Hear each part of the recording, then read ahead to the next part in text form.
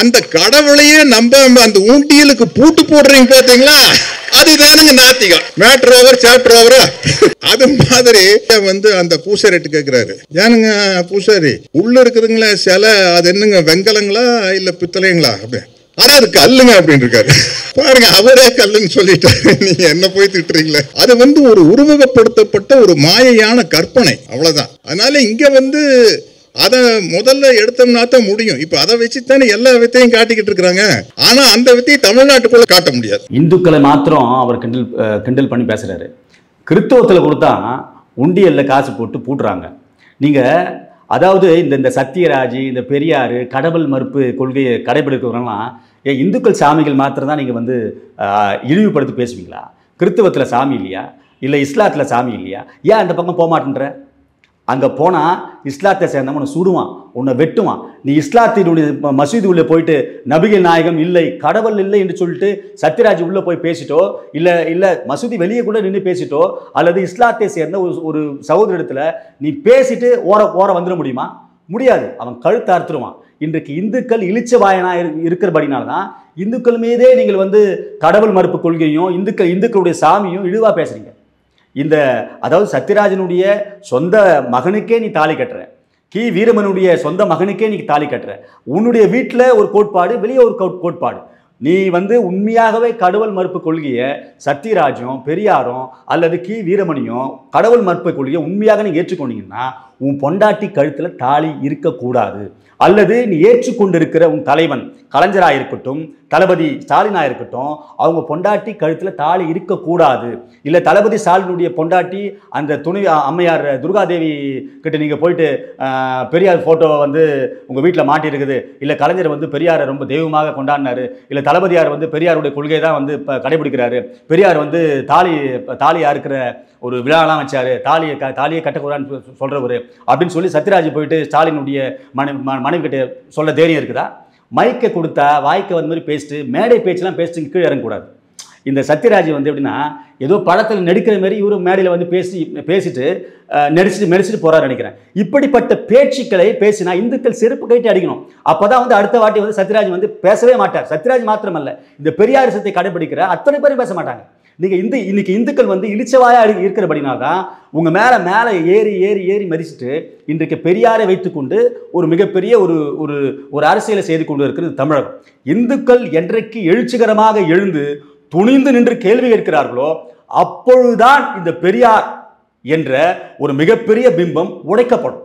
இன்றைக்கு நம்ம பேசுறோம், சத்யார் இப்படி பேசிட்டாரு, இவன் கி வீரமன் இப்படி பேசுறாருன்னு சொல்லி இந்துக்கள் எழுந்து செருப்பு கைட்டு அடிங்க. அப்பதான் அடுத்த வாட்டி இவன் பேச மாட்டான். கண்டிப்பா சொல்றேன். இன்னைக்கு அந்த அம்மையாருக்கு தெரியுது, இவர் ஸ்டாலினோ இல்லை உதயநிதியோ அங்கே இருக்கிற கடவுள் மறுப்பு கொள்கையை பின்பற்றுவங்களோ இவங்களுக்கு அந்த அம்மையாக நினச்சிப்பாங்க, பைத்தியக்காரன் மாரி இவனுங்க ஒல்றங்க எடுக்கிறானுங்க. ஆனால் இந்துத்துவம் இந்து சாமிக்கள் இல்லை என்றால் இன்றைக்கு ஸ்டாலின் கிடையாது.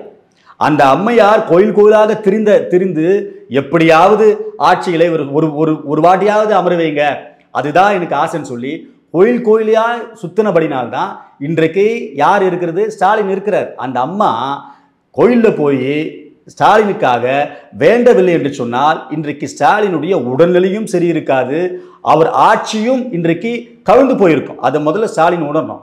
இந்த அம்மையார் இவருக்காக, இவர் செய்கிற பாவத்திற்காக இந்த அம்மையார் பரிகாரம் செய்து கொண்டிருக்கிறார். அதை முதலாவது இந்த அவரோடு கூட இருக்கிற பெரியாரிசத்தை கடைபிடிக்கிற அத்தனை பேரும் கொஞ்சம் கண்ணை திறந்து பார்க்கணும். இந்த அம்மையார் இல்லை என்றால், இன்றைக்கு அம்மையார் வழிபடுகிற தெய்வங்கள் இல்லை என்றால் இன்றைக்கு ஸ்டாலினும் கிடையாது, ஸ்டாலினுடைய ஆட்சியும் கிடையாது. முன்னாள் முதலமைச்சர், இந்நாள் எதிர்க்கட்சி தலைவர், வருங்காலத்தினுடைய யுகத்தை மாற்றக்கூடிய ஒரு மிகப்பெரிய தலை சிறந்த தலைவரான எடப்பாடி அவர்கள் சுற்றுப்பயணம் மேற்கொண்டு இருக்கிறார். ஒரு எழுச்சிகரமான சுற்றுப்பயணமாக நாங்கள் பார்க்கிறோம். அதில் அவர் நிறைய கேள்விகளை திமுகவுக்கு வைத்திருக்கிறார்.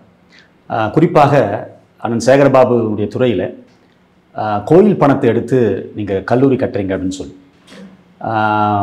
அது எப்படின்னா அண்ணன் சேகர்பாபு அவர்கள் எப்படி ஊழல் செய்யலாம் என்று சொல்லி ஒரு யுக்தியை கையாண்டு அவருக்கு இந்த பழனி மாநாடு நடத்தினார், திருச்செந்தூர் குடைமுழுக்காக இருக்கட்டும், இதையெல்லாம் பண்ணிவிட்டு கோயில் சொத்தை எப்படி அபகரிக்கலாம் என்று சொல்லி ஒரு திட்டமிடுதல் இதுதான். இப்போ நம்ம மயிலாப்பூருடைய கபாலீஸ்வரர் கோயில் எடுத்திங்கன்னா கிட்டத்தட்ட ஒரு 10 கோடிக்கு மேலே அந்த கோயில் உண்டியலில் இருக்குது, கோயிலினுடைய அக்கௌண்ட்டில் இருக்குது. இந்த கோயில் பணத்தை எப்படி அவர் நேரடியாக போய் கேட்க முடியும்? அவர் அங்கே இருக்கிற தக்கர்கிட்டயோ அல்லது உள்ளே இருக்கிற கோயில் கமிட்டிக்கிட்டேயோ எனக்கு அந்த உள்ளே இருக்கிற அந்த பணத்தை கொடுங்க அப்படின்னு சொல்லி நேரடியாக கேட்க முடியாது. அதாவது கான்ஸ்டியூஷன் லா என்ன சொல்லுதுன்னா, முதலாவது அரசியல் அமைப்பு சட்டத்தின் பிரகாரம் அரசியல்வாதிகள் கோயில்களை நடத்தக்கூடாது. இதுதான் அரசியல் அமைப்பு சட்டம். இவங்களுக்கு என்ன வேலைன்னா, கோயில் உள்ள நிர்வாகிகள், அறநிலைத்துறை உள்ளே இருக்கிற அந்த கமிட்டி கோயில்களை சரியாக கையாளுகிறார்களா, இல்லை அங்கே இருக்கிற பக்தருடைய காசுகள் திருடு போகாமல் இருக்கிறதா என்பதை பார்க்க வேண்டிய வேலை தான் அரசாங்கத்தினுடைய வேலை. ஆனால் இன்றைக்கு இருக்கிற நம்முடைய தமிழகத்தினுடைய அரசாங்கம் தலைகீழாய் மாறிவிட்டது. இவங்களே டைரெக்டாக உள்ளே போகிறாங்க, நகைகளை எடுக்கிறாங்க, உடுக்கிறாங்க, அதுக்கு ஒரு கதையை சொல்கிறாங்க. இப்போது கோயில் உண்டியில் இருக்கிற காசை எடுத்து எப்படியாவது ஊழல் செய்ய வேண்டும் என்று சொல்லி கல்வி என்னும் ஒரு ஒரு ஒரு ஒரு இது கோட்பாட்டை உள்ளே புகுத்து இவங்க என்ன பண்ணுறாங்கன்னா, கோயில் காசு எடுத்து நாங்கள் கல்லூரி கட்ட போகிறோன்னு சொல்லி, அந்த கோயில் காசினுடைய மொத்த வருமானமே வந்து ஒரு 15 கோடின்னு வச்சுங்களேன். கல்லூரியினுடைய கட்டுமான வருமானம். முன்னாடிலாம் பார்த்தீங்கன்னா கல்வித்துறையினுடைய அமைச்சர் என்ன பண்ணுவார், ஒரு தீர்மானம் போடுவார், ஒரு அறிக்கையை கொடுப்பாரு, எங்களுக்கு கல்லூரி வேணும், ஸ்கூல் வேணும்னு சொல்லி. அவங்க என்ன பண்ணுவாங்கன்னா, பொதுப்பணித்துறை தான் பில்டிங் கன்ஸ்ட்ரக்ஷனை வந்து டெண்டர் விடுவாங்க. ஆனால் இப்போ நேரடியாக அறநிலைத்துறை அமைச்சர் என்ன பண்ணுறாருன்னா, கல்வித்துறைக்கும் இவர் உள்ள புகுந்து கல்லூரிகளை கட்டும் வேலையே இவர் ஈடுபடுகிறார். அப்போ இந்த அரசாங்கம் என்ன ஒரு குழப்படியான வேலையை பார்க்கன்னு சொல்லி தெரியல. இப்போ நம்ம கபாலீஸ்வரர் கோயிலுடைய வருமானத்தை எடுத்து நீ எங்கே கட்டுற, மு.க. ஸ்டாலினுடைய தொகுதி கல்லூரியை அங்கே கட்டுற. ஆனால் மயிலாப்பூர்லேயே கோயிலுக்கு சொந்தமான 2 ஏக்கரா சொத்து இருக்குது. எங்கே இருக்குதுங்க? கபாலீஸ்வரர் கோயிலுக்கு சொந்தமான அந்த கோயில் சொத்து 2 ஏக்கரா இருக்குது. நீ அந்த கோயில் சொத்தினுடைய காசு எடுத்து எங்கே கட்டணும் கல்லூரியை? அந்த 2 ஏக்கரால கட்டணும். மயிலாப்பூருடைய கோயில் சொத்தை காசு எடுத்து நீங்கள் எங்கே கட்டுறீங்க? கொளத்தூர் தொகுதியில் கட்டுற. யார்? மு.க. ஸ்டாலினுடைய கொளத்தூர் தொகுதியில் கட்டல. அறநிலைத்துறை அரசாங்கம் என்பது இந்துத்துவத்துக்கு மேலே மட்டும்தான் அவங்க திணிக்கிறாங்க. அரசாங்கம் இப்போ இன்றைக்கு இருக்கிற அரசாங்கம் ஒரு கிறித்துவத்தினுடைய டைஜிஸையோ இஸ்லாத்தை சேர்ந்த அந்த கூட்டமைப்பையோ இவர்கள் அணுக மாட்டாங்க, கிட்ட சேர்க்க மாட்டாங்க.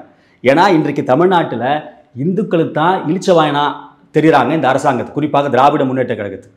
ஆகவே அவர்களுக்குன்னு ஒரு கட்டமைப்பு இருக்கிறது, கிறித்துவத்துக்குன்ற ஒரு கட்டமைப்பு இருக்கிறது. அவர்கள் என்ன பண்ணுவாங்க, ஃபாரின்லேருந்து ஃபண்டை NRI மூலமா ஃபண்டை டிரான்ஸ்ஃபர் பண்ணுவாங்க. இது அதாவது அரசுக்கு எல்லா கதையும் தெரியும். ஆனாலும் இந்துத்துவத்தையும் இந்துத்துவத்தை சார்ந்த அத்தனை சமூகத்தையும் நெசுக்கும்படியாகத்தான் இன்றைக்கு திராவிட முன்னேற்ற கழகம் தமிழகத்திலே ஊடுருவி கொண்டிருக்கிறது.